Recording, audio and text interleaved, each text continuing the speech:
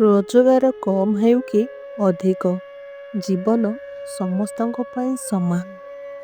ଛୋଟ ଗାଡ଼ି ହେଉ କି ବଡ଼ ଗାଡ଼ି ହେଉ, ରାସ୍ତା ତ ସମସ୍ତଙ୍କ ପାଇଁ ସମାନ।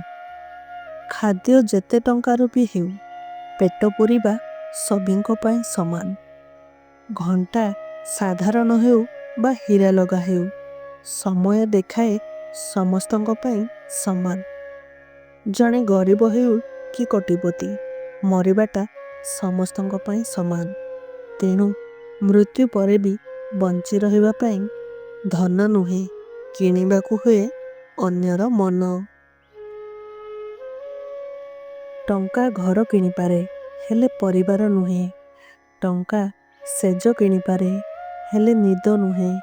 ଟଙ୍କା ଘଡ଼ି କିଣିପାରେ, ହେଲେ ସମୟ ନୁହେଁ। ଟଙ୍କା ବହି କିଣିପାରେ, ହେଲେ ଜ୍ଞାନ ନୁହେଁ। ଟଙ୍କା ବନ୍ଧୁ କିଣିପାରେ, ହେଲେ ଭଲ ପାଇବା ନୁହେଁ। ବଜାରରେ ମିଳୁଥିବା ଛୋଟିଆ ଫଳଟିଏ ନିଜର ଆକାର ପାଇଁ ନୁହେଁ, ବରଂ ନିଜର ମଧୁର ସ୍ୱାଦ ପାଇଁ ଅଧିକ ଦାମରେ ବିକ୍ରି ହୋଇଥାଏ। ଠିକ୍ ସେହିପରି ମଣିଷ ଛୋଟ ହେଉ ବା ବଡ଼, ଧନୀ ହେଉ ବା ଗରିବ, ନିଜର ଭଲ ବ୍ୟବହାର ପାଇଁ ସମାଜରେ ସମ୍ମାନ ପାଇଥାଏ। ଶରୀର ସୁନ୍ଦର ହେବା ଦ୍ୱାରା କେହି ସୁନ୍ଦର ହୋଇଯାଇ ନଥାଏ।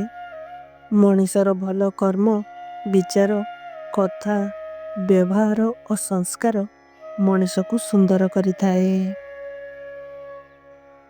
ବର୍ତ୍ତମାନ ସମୟରେ ମଣିଷ ପାଖରେ କିଛି ଧନ ହୋଇଗଲେ ଓ କୌଣସି ଗୋଟିଏ କ୍ଷମତା ପାଇଗଲେ, ସେହି ମଣିଷ ଅନ୍ୟ ମଣିଷମାନଙ୍କୁ କୁକୁର ପରି ବ୍ୟବହାର କରେ। କିନ୍ତୁ ସେ ଜାଣିପାରେ ନାହିଁ ଯେ କିଛି ଦିନ ପରେ ସେହି ଧନ ଓ କ୍ଷମତା ତା ନିକଟରୁ ଉଭେଇଯିବ। ସେତେବେଳେ ତା ପାଖରେ କେହି ନଥିବେ। ଲୋକମାନେ ତାଙ୍କୁ ପାଖରେ ବି ଠିଆ କରେଇ ଦେବେନି। ତେଣୁ କାହିଁକି ଏ ଗର୍ବ, କାହିଁକି ଏ ଅହଙ୍କାର? ସମସ୍ତଙ୍କୁ ସ୍ନେହ ମମତାରେ ବାନ୍ଧି ବାଟ ଚାଲ, ମରିବା ପର୍ଯ୍ୟନ୍ତ ସମସ୍ତେ ତୁମ ପାଖରେ ରହିବେ।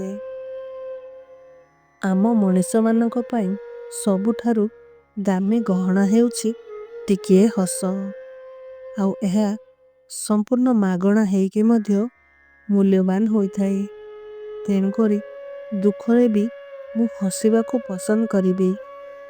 ଆଉ ହଁ, ଆପଣ ମଧ୍ୟ ସବୁବେଳେ ନିଜେ ହସନ୍ତୁ ଏବଂ ଅନ୍ୟକୁ ମଧ୍ୟ ହସାନ୍ତୁ।